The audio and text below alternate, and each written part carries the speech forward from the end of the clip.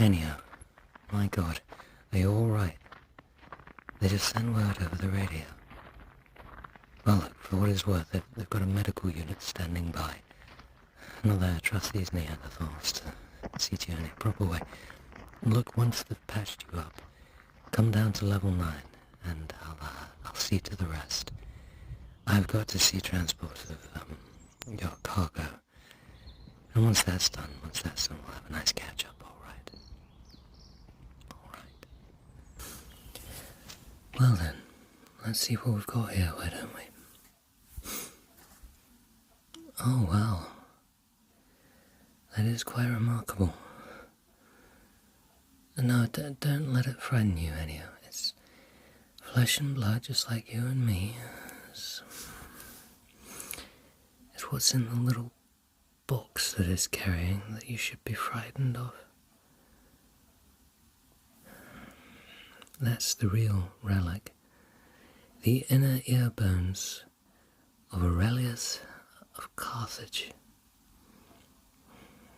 The body holding it, that's only the receptacle, if you like, an extension of the receptacle. Immaculately preserved. Well, that's a funny question. It's not quite alive, and it's not quite dead. It's in a suspended state. Rather sad when you think about it. All this must seem like a very terrible, although very vague dream. Let's look at it more closely here.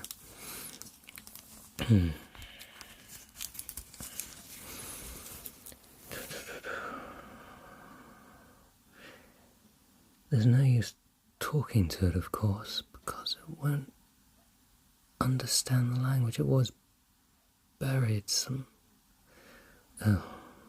400 years ago it would be now.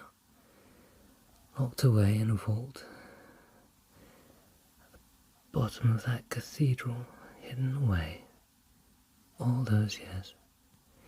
And even before that, I doubt it knew the language that the cardinal spoke in.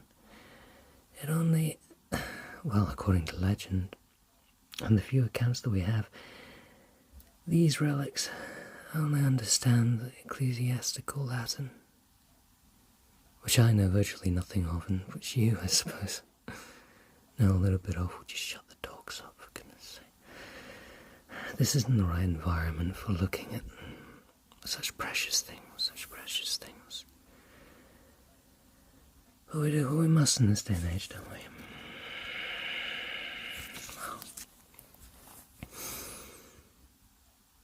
Right, well, the skin seems flexible enough. The joints, yes, those two. See on the side in the sand. Bending the fingers back slightly. Yes, the joints are working quite nicely. The eyes are accommodating. For all intents and purposes, all of the body's functions are operating. And I'm sure there is a mind behind all of this. But what it's thinking, we'll never know. It's under quite a heavy state of sedation. Right, I want to take a few little swabs. Just in and around this area. What is it, you're asking? Well, isn't it obvious? It's, as I say, it's flesh and blood, just like us. There was a period in the Church's history when it became almost the fashion to have relics held by subjects like this as a kind of statement. What you're looking at, Enya, is a child taken from one of the barbarian northern countries. And what they did to it, in, say, the 3rd or 4th century, is subjected to a series of treatments over a prolonged period of time, involving quite a pungent fluid, which rather tastes like corked wine. They were made to drink it at a temperature below freezing, after which they were thrown into a salt bath for quite a long period of time, and this cycle went on and on. Some more of the fluid, some more of the salt, some more of the fluid, some more of the salt, some more of the fluid, some more of the salt, some more of the fluid, some more of the salt, until they reached this state of preservation, almost like a living mummification. Quite sad when you think about it. Yes, well, it was done mostly to impress the point that by exposure to certain sacred relics, and of course the strictures of the Church's doctrine that even children of the barbarian north could, in a way, find redemption, their souls could be saved. It was to give them a new purpose, something to look toward, an aspiration, if you like.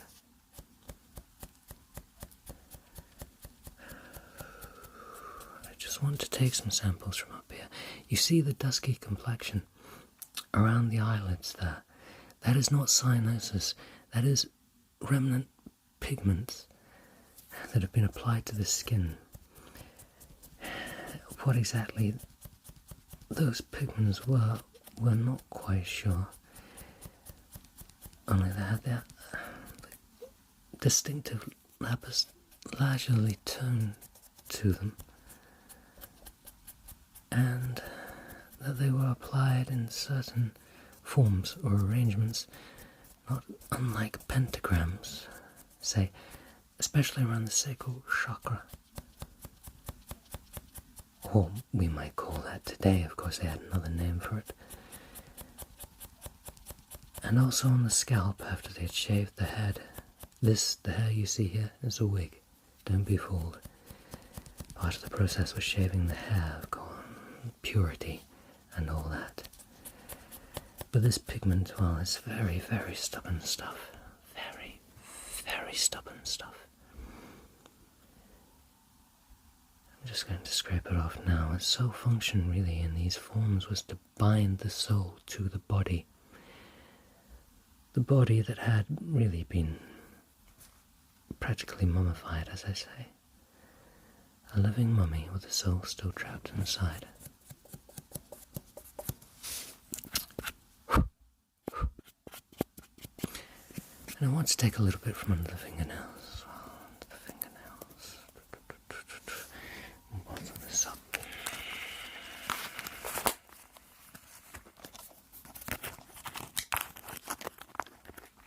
Fresh swab. Continue going down, going down, going down. Just gently dusting it all away. It's an art form, you see, this kind of embalming process, which is not really embalming since the subject isn't completely dead, but it's an art form that was lost with the last of the alchemists around the 12th century. Immaculate work. Sad, but immaculate. There we are. Let's take another look now. Anything else? Any other pigments? Any other marks I might have missed? You'll see that, yeah, they are very, very pliable. You can turn the head this way, that way. They seem very attuned. Very attuned. I don't know if that's a phenomenon of the culture from which they came, or if that's why they were chosen for such a process. If you might find this kind of pliability, this Just quiet, unassuming demeanour in all cultures. Well, that's probably what they were looking for. The blank slate, the tabula rasa, the virginal, completely impressionable, and uncorrupted childlike qualities, right?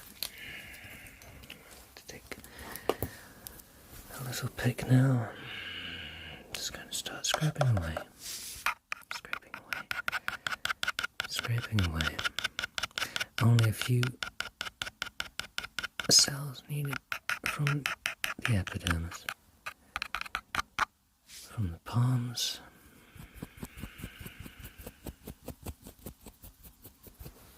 Let's take those. Well, we're not doing this, you understand, so it's to understand the process that was behind what preserved them for so long. We only want to preserve the genetic material because it is a wonderful and vital source for a completely uncorrupted human genome. Not like yours or mine, which has now for so long been exposed to radioactivity and 5G, all manner of aggressive agents. We're hoping to compose a little bit of a library here. That's what the process did. You see, it preserved the DNA immaculately. It's funny. The superstitions of the olden days have more relevance in our age than most of our greatest science. Very funny. Anyway. And of course, well, the hair on the scalp is fake. The hair on the arms, the small little hairs here, are, as we might say, real. So we might take some of those.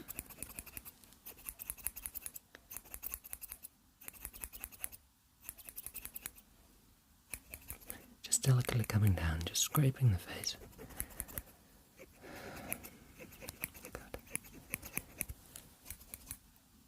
Well, that's a very interesting idea, anyhow, but not one that we're likely to entertain. There is a chance that we could restore this individual to what we might call fully functioning consciousness, but what would be the point? There's nothing left of their culture. There's nothing left of the culture that conquered their culture. There's nothing left of their language, or anyone who would understand them. It would be quite alarming to wake into a world like ours, would it not? For someone who'd been sleeping for all intents and purposes for so long.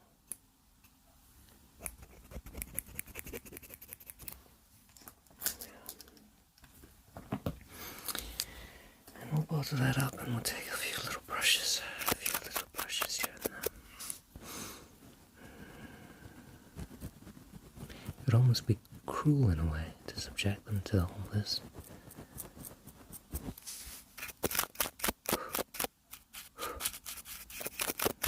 Better to leave them to the original purpose, holding the relics of so-called great men and women, saints. They never achieved the status of saints, of course, themselves, these poor individuals who were charged with acting as basically placeholders. Rather, they were called the little saints. In effect, saints by contamination, for lack of a better word. Saints to come.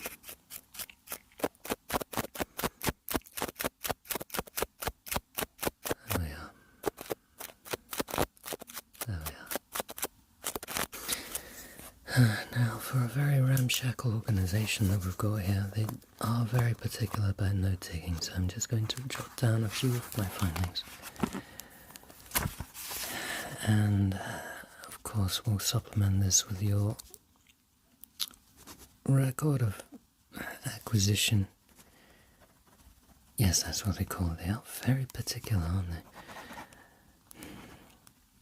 Basically, how you found these relics and your expenses, which were quite substantial this time around, were they not?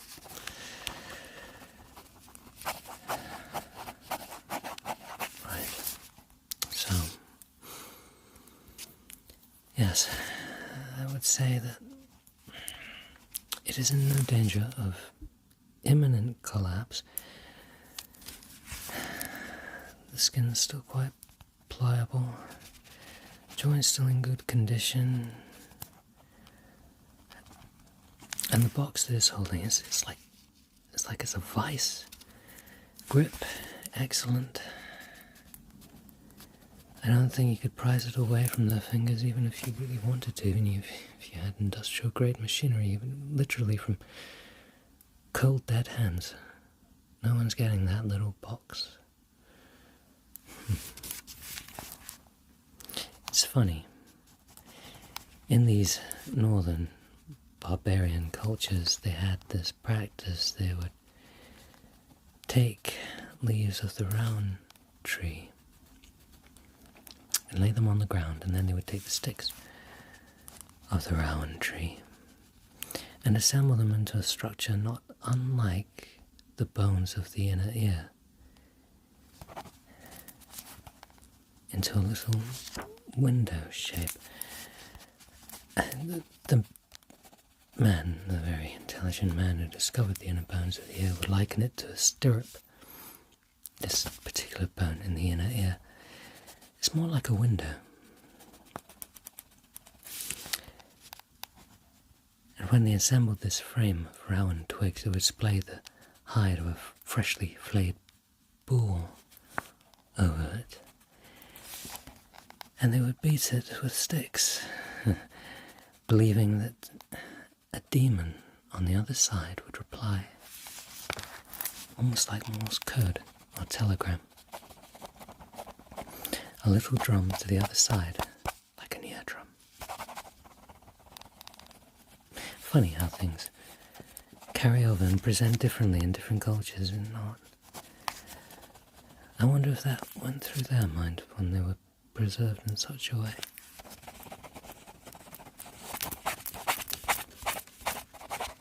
I wonder how conscious they were of their own culture before the church got to them. I do wonder if after all those years in the cathedral that they picked up more of church dogma than we could ever hope for.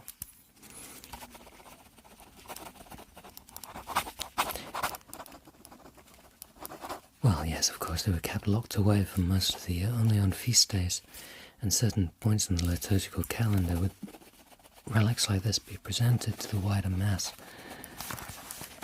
And when that happened, you can see some remnants of the makeup here and there, but it doesn't last as long as the pigment that they used in the original process. But they would, of course, dress them up for the feast days so they looked more presentable.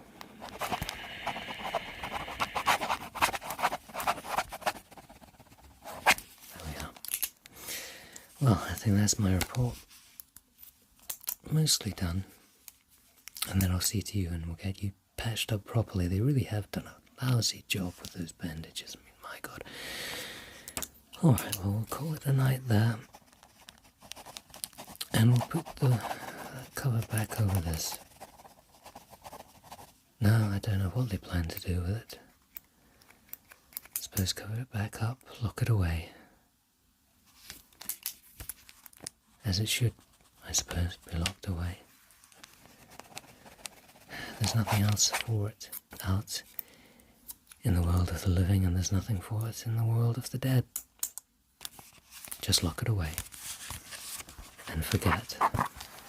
Do what the living do best. And forget.